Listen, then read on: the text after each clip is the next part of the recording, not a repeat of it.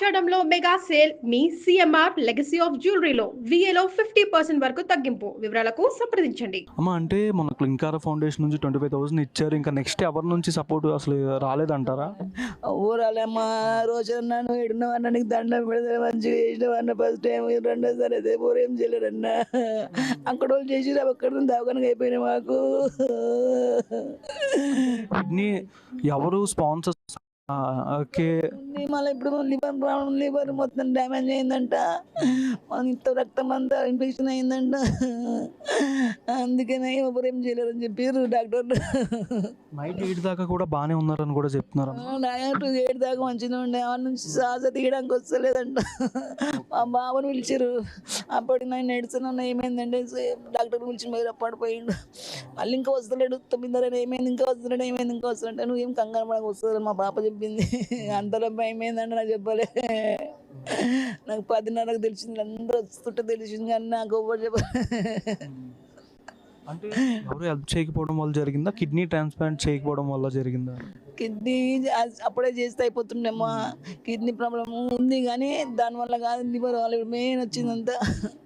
Liver వల్ల doctor చెప్పింది నాకు లివర్ పోయినమ్మా, ఇప్పుడు కిడ్నీ తర్వాత వేసుకోవచ్చు అని చెప్పింది. ఎవరు ఇస్తారు లివర్, ఎవరు ఇయ్యరు కదా. అంటే ప్రభుత్వం నుంచి కానీ ఇండస్ట్రీ నుంచి ఎవరు హెల్ప్ సరిగ్గా అందలేదంటారా? రాలేదు రామ్ చరణ్ చేపించిన అన్నాడు, అది కూడా అంత ఫేక్ న్యూస్. ప్రభాస్ చేపించిన అది కూడా ఫేక్. అక్కడ చంద్రనగర్ అని చెప్పి దూరం అని చెప్పి ఊరు రాలే, ఆడ చేసి వెళ్ళిపోయి అందరు హాస్పిటల్ చేసి వెళ్ళిపోయి అందరు, ఆయనకి పెట్టినాం దాకా. లాస్ట్గా మీతో మాట్లాడింది ఎప్పుడమ్మా ఫిష్ వెంకట్ గారు? నెలైపోయిందమ్మా, నెలైపోయింది. అంటే మొన్న 3 days అలా బ్యాక్ రోజు కాలు ఇడ్లీ తింటావాట తింటాను, ఒక ఇడ్లీ తిన్నాను, ఇంత కాఫీ తాగిండు. అమ్మ చాలు మా చాలు కదా, రేపటి మంచిగా ఆయన అంటారా, నాకు సంతోషం అయింది. మళ్ళీ వాళ్ళకే వేడుకోవాలిగా వేడి. డాక్టర్స్ ఏం చెప్పారంటే ఈ 3 days నుంచి కానీ? అదే లివర్ ప్రాబ్లం అని చెప్పారు, రక్తం ఇన్ఫెక్షన్ మీద పసకలు అయినాయి, బ్రెయిన్కి ఎక్కినాయి అని చెప్పారు. అది మెయిన్ ప్రాబ్లం ఇవే ఇప్పుడు ఆయనకు. కిడ్నీ గురించి రోజు డయాలసిస్ చేసారు, మంచిగా చూసారు, కానీ ఈ డాక్టర్లు కూడా చాలా బాగా చూసుకోరమ్మా. అంటే 8 నుంచి ప్రాబ్లం వచ్చిందని, బ్రీతింగ్ అందట్లేదని కూడా అమ్మాయి గారు చెప్పారు. అవును, అప్పటి నుంచి అసలు శ్వాస పెట్టారు, అది పైప్తోనే శ్వాస తీసుకుని ఇప్పుడు దాకా రాత్రి దాకా 7:30 నుంచి స్టార్ట్ చేసి ట్రీట్మెంట్ అంతే. ఇప్పటికైనా ఎవరైనా ఇండస్ట్రీ నుంచి హెల్ప్ చేస్తే బెటర్ అనుకుంటున్నాను. అనుకుంటామ్మా, నాకు చూసిన నాకు గాలి నమ్ములు, మా పిల్లలు ఏం పని చేస్తున్నారమ్మా, మా పెద్దనికి నా రాడు ఉన్నది ఇలా, నాకు అదే భయం నాకు, అందుకే గట్టిగా చెప్పు నాకు పని అని. ఇలా హెల్ప్ చేసే వాళ్ళు ప్రభుత్వం నుంచి ముందే వచ్చుంటే ఈ రోజు ఇలా కంపల్సరీ మంతుండే, కంపల్సరీ మంతుండే, ఒక్కసారి కిడ్నీ అయిపోతుండే బతుకుతుండే. ఇప్పుడు అంటే లివర్ ప్రాబ్లం వచ్చింది, కంపల్సరీ మంతుండే. అవును, లివర్ రక్తం అంట. నాకు డాక్టర్ గురించి చెప్పిండు, ఏం చేయలేమమ్మా అని చెప్పిండు.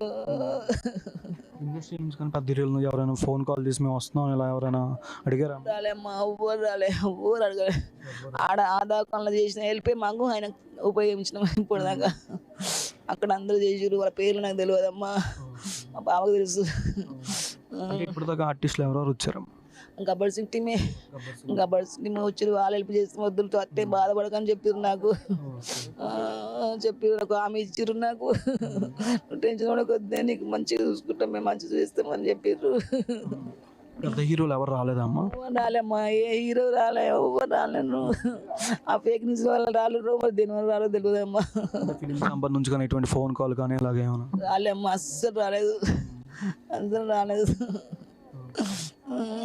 రిలేటివ్స్ నుంచి కానీ ఏదైనా హెల్ప్ కానీ ఇలాగేమన్నా అందమ్మా మీకేమన్నా? ఫ్యామిలీ అందరూ చూసినా మా ఫ్యామిలీకి ఇదే ఫ్యామిలీ, మాకు అందరూ అందంగా ఉన్నారు, పెద్ద పెద్దగా లేరు మాకు. అయినా మాకు అందరికి పెద్ద, మా ఫ్యామిలీ అందరికి అయినా పెద్ద మాకు.